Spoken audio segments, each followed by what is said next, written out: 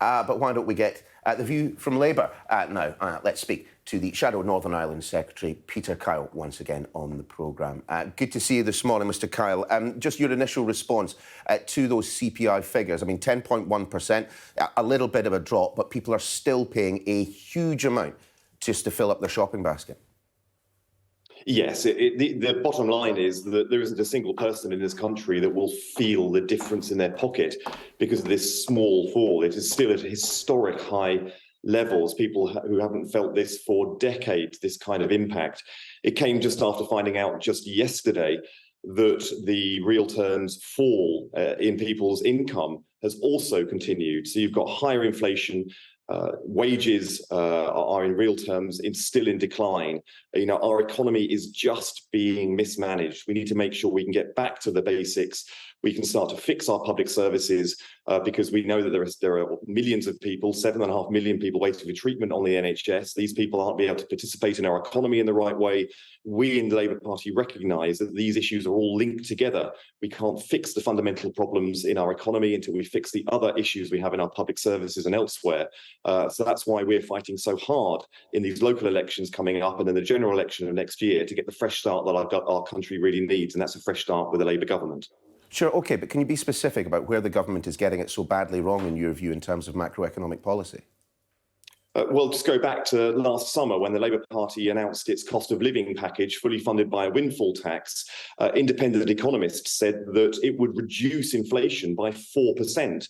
The government chose another pathway, and of course we've seen inflation skyrocket since, and the impact and the corrosive impact that's had right through our economy. So all the way through this, we've had fully funded, fully costed measures which could have actually got a grip on inflation, but also made sure that we suppress the challenges that people have with their cost of living. And made sure that we could have halted the decline in real terms wages. These are the fundamentals in running an economy. Now, on top of that, of course, we want to make sure that we're not just firefighting for the moment, we're investing into the long term, which is why our Green Prosperity Fund would invest in recapitalising our economy, creating really good jobs right around the countries, from plumbers and builders right through to scientists and R&D, and places that I'm speaking to you from, like Northern Ireland, would benefit hugely in terms of the investment in really capitalising on the sort of scientific potential and the green potential they have for green and renewable industries, that we can't just solve the big challenges and the long-term challenges our economy has.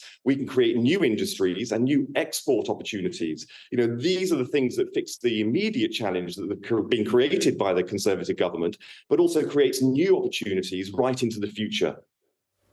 Well, Mr Carr, let's talk about Belfast, Northern Ireland, and indeed the 25th anniversary of the Good Friday Agreement. And there's been an awful lot of praise and an awful lot of celebration about the agreement that has lasted. But we look at the domestic political situation in Northern Ireland, no closer to a power-sharing agreement, Stormont getting back to work. What is the way forward in all of this? Because try as they might, it doesn't appear that anyone has a clue.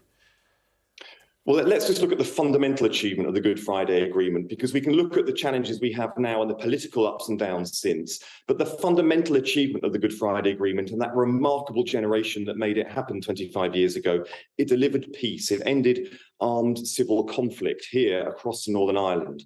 So that has endured, and that has been a remarkable success.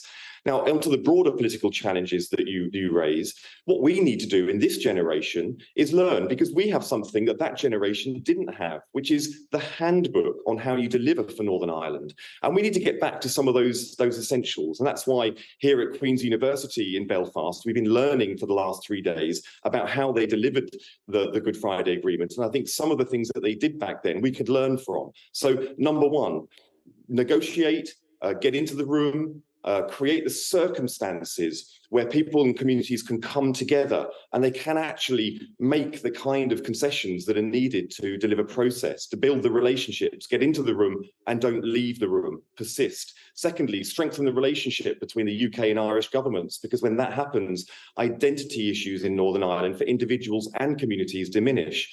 And then crucially, and this is one of the crucial things that's holding Northern Ireland back right now in terms of getting the DUP back in, is that the UK government has to get back to the honest broker rule, because we've seen too many times in recent years prime ministers coming across here, making promises to Northern Ireland and breaking that promise immediately. We've also seen legislation introduced into Westminster, which is opposed by all communities in Northern Ireland, but it's being forced on Northern Ireland by Westminster. And until we get back to the role where Westminster is an active partner for Northern Ireland rather than an assertive one, which is disruptive, we simply can't get Stormont up and running again, those crucial institutions, and then have it up and running in an enduring way. Sure. I wonder if we might just move on to the Prime Minister, Rishi Sunak, and the allegation that he has failed to register on the Register of Ministers' Interests. You know, some fairly significant points. I mean, what is your view on all of this? A simple mistake, perhaps?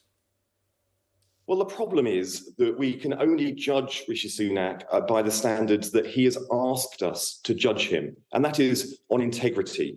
On his first day as becoming Prime Minister, he promised a government where integrity would be first and foremost.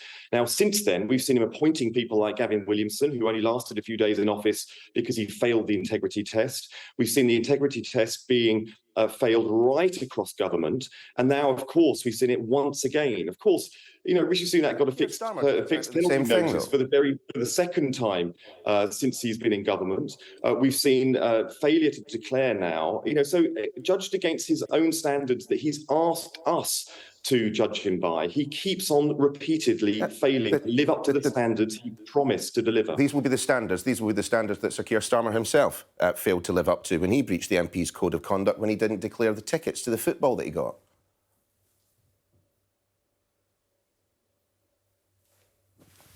But as Prime Minister, he has a very particular promise he made the public. And it's not just the way that he acts himself, it's the way he appoints people, appointing people like Gavin Williamson, who didn't last very long. I'm just saying it's a bit rich to be criticising Rishi Sunak for something that your own party leader did. Who do not meet the integrity test. I'll just repeat the point. Isn't it a bit rich for Labour to be attacking the government for something, you know, that Sir Keir Starmer was found to have breached the MP's code of conduct over? All I'm doing is holding Rishi Sunak to the standards he asked us to hold him to.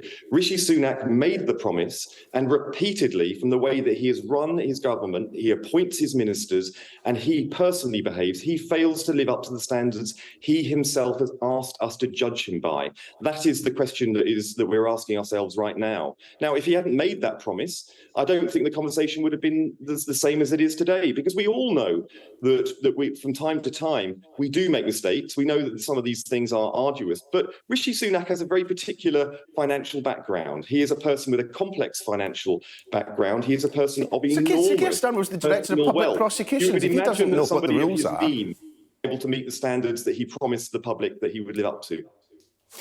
Before we let you go, I just want to ask one quick question on what is happening north of the border in Scotland. And of course, there are active police investigations, so we can't deal with the specifics.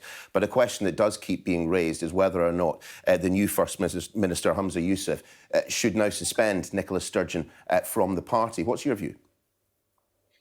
Well, what we do know for a fact is that the SNP is imploding. People in Scotland are being let down. They're being let down twice by a government in Scotland that's imploding and a government in Westminster that is not delivering.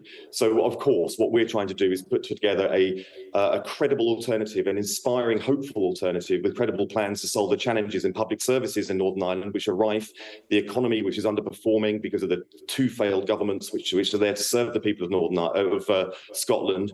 Those are the things we're trying to set out an alternative to. A criminal investigation that's currently underway into the SNP needs to follow its course. I think that Mohammed Yousaf needs to get a grip on his party because right now it is not capable of serving the people of Scotland, and that's the thing that concerns us in the Labour Party the most. And our leader, Anas Sarwar, who is the most popular leader in Scotland, is out there to create the circumstances where there can be an alternative that the people in Scotland can have faith in. Because right now the people of Scotland really deserve to have a bit of faith in someone, and the Labour Party is there to serve them.